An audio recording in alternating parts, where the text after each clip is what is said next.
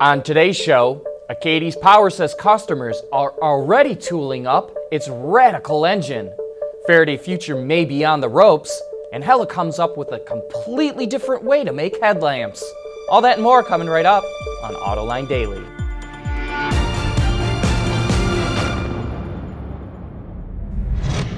This is Autoline Daily, the show for enthusiasts of the automotive industry.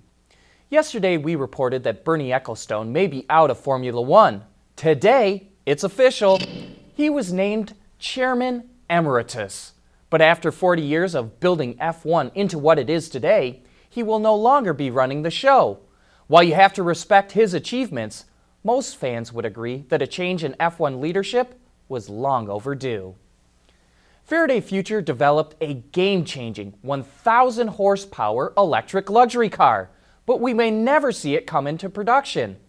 Business Insider reports that more than 8 top executives quit the company late last year amid reports that it was running out of money and has $300 million in unpaid bills.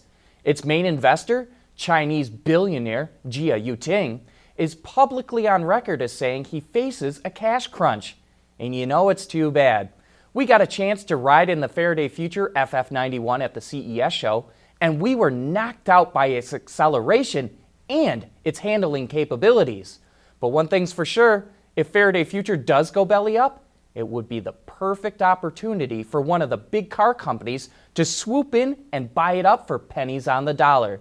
So just to get the rumor mill running, wouldn't a car like this be perfect for Ford to buy and add to the Lincoln lineup? Autonomy is becoming closer and closer to reality. A number of companies are already testing self-driving cars on public roads for ride-sharing, but now the city of Paris is experimenting with autonomous shuttles to transport passengers between 2 train stations in the city. Called the EZ10, it was created by the French company EasyMile and holds up to 6 people. The service is free and will operate 24/7 until April when the test concludes. Paris is experimenting with the autonomous shuttles as a way to reduce traffic and pollution. You know, we've been talking about it for years, but finally, one radical engine is going into production. That's coming up next. Autoline Daily is brought to you by Bridgestone Tires, your journey, our passion. Dow Automotive Systems, advanced materials that deliver better results. And by Lear, a global leader in automotive seating and electrical systems. You should all know Achates Power by now. We've had its CEO, David Johnson, on our shows in the past. And just the other day, we reported how the company says a full-size truck with its Opposed-Piston engine will get 37 miles to the gallon. The real question is, when the heck will we see one of these engines in production?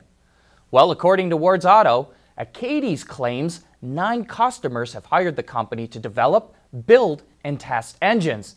It also says that some engine manufacturers are retooling plants in certain parts of the world to produce the Opposed-Piston engines. Look for the first engines to be built in China. Anyone who's ever owned a Ford probably knows the Motorcraft name. It's slapped on the box of nearly every Ford part. But now Ford wants dealers to service other brands too. It just launched OmniCraft, an all-new brand of replacement parts for all makes of cars and trucks.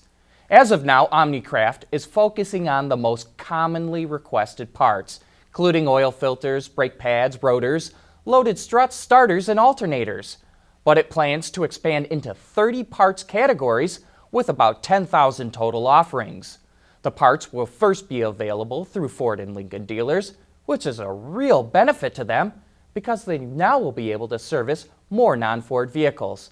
And we'll also see the parts roll out to other Ford-authorized distributors throughout the year. Kia is getting set to introduce its all-new crossover hybrid, the Niro, to the market, and now we know the price, $23,785. That includes keyless entry, a 7-inch touchscreen, and the UVO infotainment system. The top-line version costs $30,545 and comes standard with a power sunroof, front and rear park assist, and heated seats and steering wheel. And Kia sure is aggressively pricing the Niro against its competition. The Toyota RAV4 Hybrid starts at $28,755. Coming up next, Hella comes up with a completely new idea of how to make headlamps. For the people at Dow, racing is a sport and a science. We enjoy one and learn from the other. But like most competitive people, we like winning at both. This is the human element at work. Dow. There's more car news and industry insight from the Autoline network every day. Take a moment to click that subscribe button. You'll never miss another Autoline episode.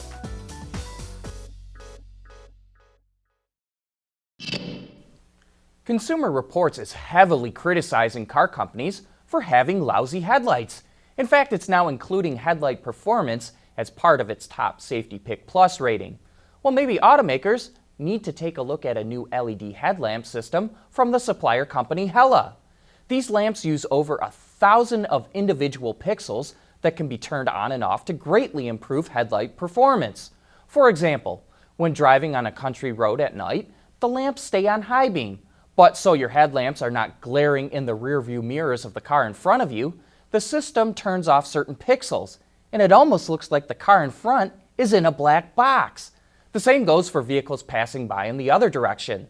The pixels turn off in sequence so the oncoming driver is not blinded.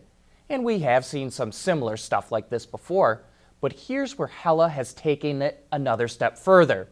Using the radar for the adaptive cruise control, potential hazards like a deer at the side of the road can be spotlighted by the headlamps.